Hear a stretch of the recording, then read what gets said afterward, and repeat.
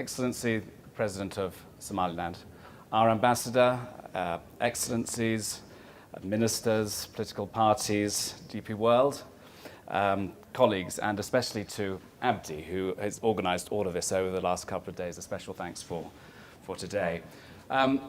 What you see around you, especially if you go out into the kind of the area there, is huge amounts of trucks, lots of materials, and of course the 22.5 kilometre graded bypass. But what you don't see, because people have been on site for a year now, is all of the analysis behind this: environmental impact assessments, social impact assessments, climate proofing sort of studies, traffic assessments, design, re-looking at the design. There's a huge amount of effort that's going on in those buildings just to make sure that everything that is being constructed here is to the very highest quality.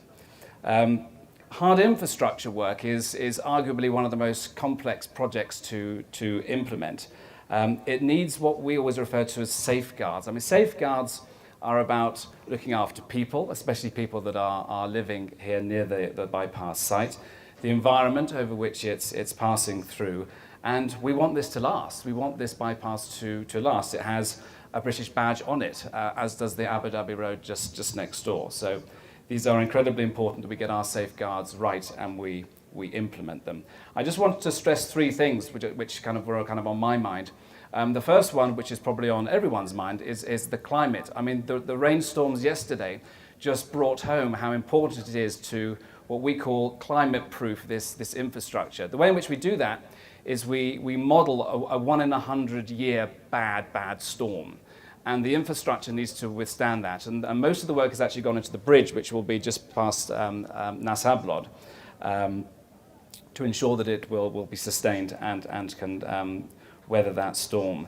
The second is culture, and we just heard from Sada Mira. We know that this bypass goes past Nas Hablod, and we've been very careful with the alignment of the road so the alignment does not go too close to the hills, but also that we can potentially work with Sada and the President and his team to protect that site for future generations. There are some things that we could do with our infrastructure as the contractors move past, and it's a conversation that we'll continue to have over the coming weeks and months.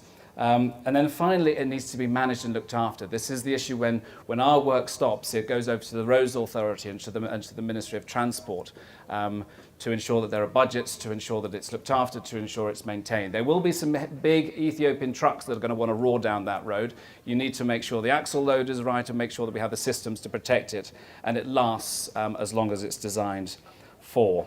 And then finally, I mean, today is also a bit of a celebration about sort of, and this visit with our ambassador here is a celebration of the UK and Somaliland partnership and friendship, and we hope that this Hargeisa bypass will last the test of time. Thank you.